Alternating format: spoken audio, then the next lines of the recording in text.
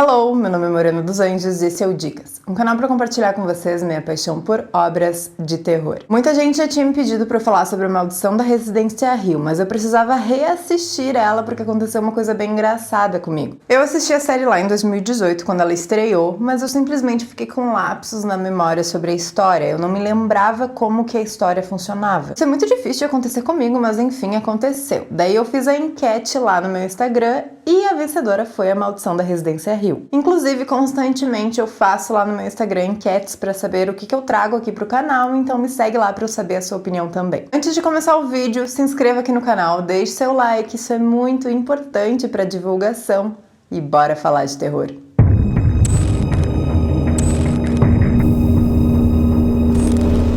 Lembrando que quando tiver spoilers, eu aviso. A série nos apresenta a família Crane, mãe, pai e seus 5 filhos, Steve, Cheryl, Theo e os caçulas que são gêmeos Luke e Nell. Liv e Hug, os pais, compram casas, as reformam e as vendem depois. Porém, durante a reforma, eles vivem nessas casas. No início dos anos 90, eles se mudam para que seria a sua última casa de reforma antes de ir para casa para sempre, como Liv chamava. Essa última casa é a Hill House, uma mansão muito antiga. Não é novidade que ela apresenta características aterrorizantes e os caçulas passam a ser incomodados por supostas assombrações. Logo no primeiro episódio, nós já assistimos partes do que foi a última noite da família lá naquela casa. Então nós já sabemos mais ou menos como que eles saíram de lá. Nos resta agora entender como e por que eles chegaram naquele ponto de caos completo e acompanhar a vida dessa família cerca de 30 anos após o ocorrido, vendo o quanto eles foram impactados pelas decisões daquela última noite.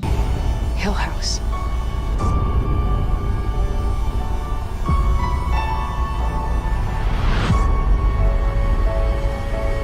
Your mother, she was not crazy.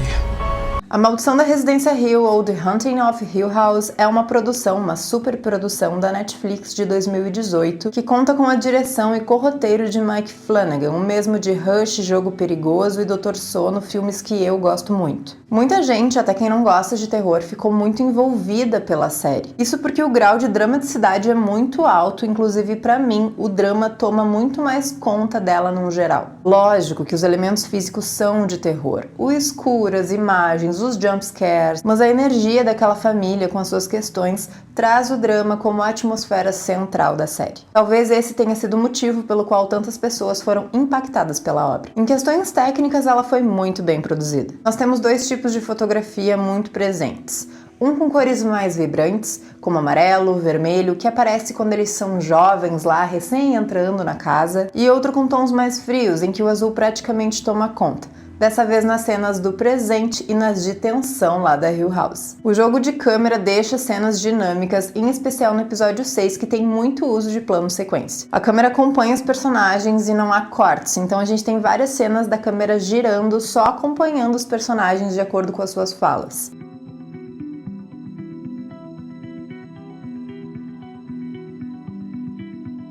É realmente muito legal de ver e traz um diferencial. Sobre a narrativa, ela não é linear, com cortes frequentes entre passado e presente, a gente vai acompanhando flashbacks. Inclusive, nós temos mesmas cenas sob diferentes perspectivas. Isso em alguns momentos é bem interessante, mas em outros acaba deixando a narrativa bem lenta. E a série, no geral, é lenta. E aqui, a meu gosto, acho que tem vários diálogos que não precisavam, foram repetitivos ou extensos demais, assim, já dava pra entender o que eles queriam dizer, e isso acabava deixando a série um pouquinho mais enrolada do que ela já é. Isso não influencia na qualidade da obra de forma nenhuma, mas não vai esperando chuva de jumpscares, correria e gritaria o tempo todo, porque não é sobre isso. Mas não vamos esquecer que ela é uma série de terror, então se você tem muito medo de fantasma, por exemplo, vai com calma, porque tem várias cenas que podem te deixar bem tenso. Aqui as interpretações são todas excelentes, sem exceção. As crianças que interpretam os Crane são incríveis e a gente consegue linkar direitinho as suas personalidades com eles adultos. A série foi renovada e, pelo que eu li, ela vai ser lançada ainda em 2020 na Netflix, porque ela já tinha sido gravada antes da pandemia. Porém, a princípio, não terá a ver com a Hill House, então vai ser sobre outra casa mal assombrada. Portanto, acredito que ela vai seguir com uma linha mais American Horror Story e optar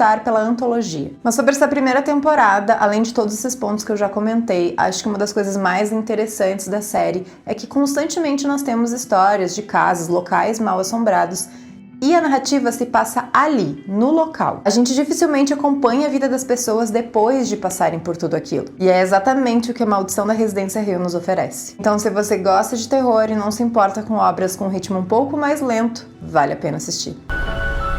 Neither was your sister, neither is your brother, neither are you. It's that house.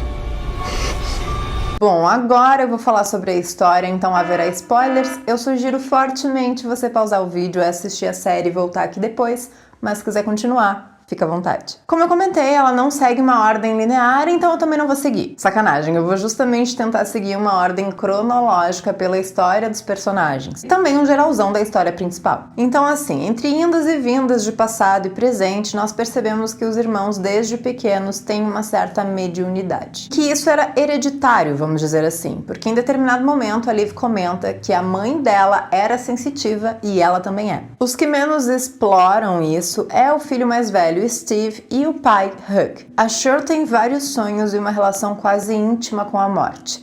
Fato é que depois adulta ela abriu uma funerária na sua própria casa. A Teal sente coisas pelo toque, então se ela encosta em objetos, pessoas, ela consegue captar energias e sentimentos. Por isso ela é mais fechada, não tanto quanto a Cheryl, usa luvas para lidar com esse dom e se tornou psicóloga infantil. Inclusive, o momento que ela descobre que o cara lá abusava da menininha é uma das cenas que eu mais gosto. Ah, e a Teal mora na casa no pátio da Cheryl. Os gêmeos Luke e Nell, além de terem uma forte ligação entre eles de até sentir a dor um do outro, são os que de fato veem espíritos. Talvez por serem mais novos e por isso terem a mediunidade mais aflorada, não sei, mas a Nell vê constantemente uma mulher do pescoço torto e o Luke vê o cara super alto de bengala que não encosta os pés no chão e tem uma amiguinha supostamente imaginária, que depois a gente sabe que não era imaginária, a Abigail. Quando adultos, a Nell é depressiva e depois que ela vê o seu marido morrer na sua frente, no quarto, enquanto ela tá tendo uma paralisia do sono, tudo piora e ela acaba se matando. Depois a gente entende que não foi bem isso que aconteceu. E o Luke se tornou usuário de drogas, entrando e saindo de clínicas, uma história toda muito triste que muitas famílias têm em suas casas também. Bom, o Steve se tornou escritor de grande sucesso, principalmente depois de ter lançado a sua história sobre a Hill House. Porém, os irmãos não gostaram da exposição, principalmente porque ele era o mais cético e contou as histórias deles. Entra toda uma questão familiar, deles não quererem aceitar o dinheiro dele, lá dos direitos autorais e tudo mais. Eles também não convivem com o pai, não falam com ele por conta de tudo o que aconteceu no último dia e porque ele nunca explicou o que realmente rolou com a mãe deles. Porém, todos são reunidos em função da morte da Nell, inclusive é a Cheryl quem faz toda a preparação do corpo dela pro velório bizarro.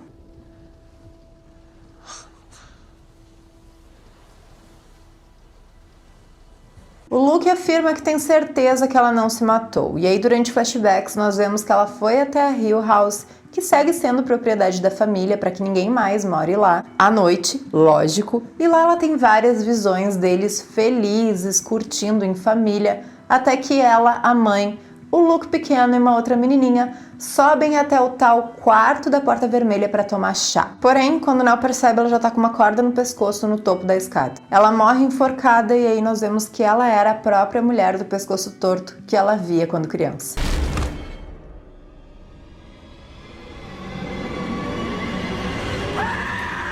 Então, de fato, o tempo não é algo linear, a própria Nell fala isso lá no último episódio. Bom, acontecem várias coisas, brigas, discussões, lavação de louça suja durante o velório, até que o Luke some. Todos acham que ele fugiu para se drogar, mas na verdade ele foi para Hill House atrás de respostas. Steve e Hugh vão em um carro e aí mais coisas começam a se revelar. Ele segue com seu ceticismo exagerado, dizendo que a mãe tinha, na verdade, era um distúrbio mental, ela era doente, o pai não ajudou, mas Hugh conta que muitas coisas que ele acha que viveu lá dentro não existiram. Como o cara arrumando o relógio por quem ele passava constantemente lá dentro e a tal casa na árvore do Luke.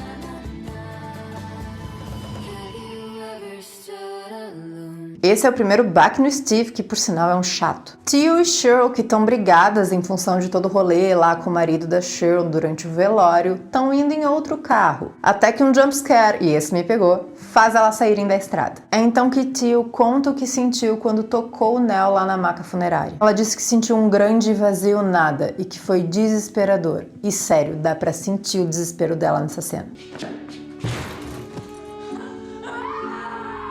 Enfim, quando eles chegam na casa, tudo gira em torno do quarto da Porta Vermelha. Esse quarto antes nunca tinha sido aberto, ninguém conseguia abrir ele até a última noite. Mas agora estão os 4 irmãos presos lá dentro, cada um no seu, digamos assim, pesadelo. A partir daí, nós entendemos o que aconteceu quando eles eram pequenos lá. A casa se alimentava de pessoas. Isso era o que os empregados do casal Dudley falava e eles não ficavam lá após o anoitecer. E de fato, como a família tinha uma mediunidade muito aflorada, eles foram um prato cheio, principalmente a Liv. O que aconteceu foi que durante as suas visões, ela passou a enxergar o futuro trágico dos gêmeos e foi persuadida por um espírito de lá a matar eles lá dentro, pois assim ela os protegeria e deixaria eles lá para sempre. E a casa aparentemente fazia isso, se alguém morresse lá dentro, ficava presa lá. E já tinha muita gente. No último episódio a gente tem noção. Na última noite, Liv chamou Luke e Nell para tomar chá que ela tinha batizado com veneno de rato lá no quarto da Porta Vermelha. Lembra da amiga imaginária do Luke, Abigail? Na verdade, ela era a filha do casal de empregados que fugia deles para ir brincar com o Luke lá na casa. Ela era proibida de ir lá. O que aconteceu foi que naquela noite ela estava dormindo lá com os gêmeos e foi junto tomar o tal chá. Ela foi a primeira a beber e morrer. Nisso, o Hug conseguiu pegar as crianças, botar dentro do carro e fugir. Porém, nesse meio tempo, a Liv acabou se matando / sendo morta lá dentro.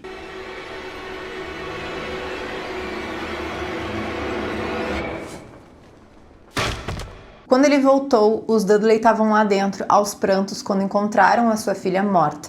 E por isso eles pediram para que, por favor, o Hug não destruísse a casa, porque assim eles iam poder pelo menos ver ela. Por causa do fato das almas que ficam lá dentro, praticamente materializadas. Hug escondeu tudo isso dos filhos para poupar uma confusão na cabeça deles. Imagina, os gêmeos tinham cerca de 6 anos. Era realmente complicado explicar. Mas daí acabou criando essa distância entre eles todos. No final das contas, estão os 4 presos lá dentro, até que a alma da Nell, a Nell materializada, aparece e conta pra eles que todos já estiveram lá uma vez. E que na verdade aquele quarto era o refúgio de cada um. A sala de brinquedos dela, a sala de jogos do Steve, a casa na árvore do Luke, a sala de dança da Teal, de estar da Cheryl e de leitura da mãe. Hug, que tá do lado de fora, com o espírito da Cheryl, a convence de deixá-los ir, em troca dele ficar ali para sempre. Então ele morre e só o Steve vê o corpo dele no chão enquanto eles carregam o Luke para fora. Ou seja, ele na verdade estava com o espírito do pai carregando o Luke para fora. Essa cena é muito legal quando nos é revelada. Os 4 irmãos vão embora, nós temos mais um flashback de quando eles chegam na casa quando eram pequenos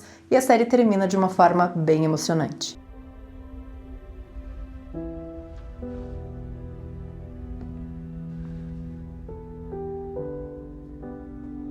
Espero que tenha dado para relembrar um pouco dessa história. Vocês me pediram e tá aí o vídeo da Maldição da Residência Hill.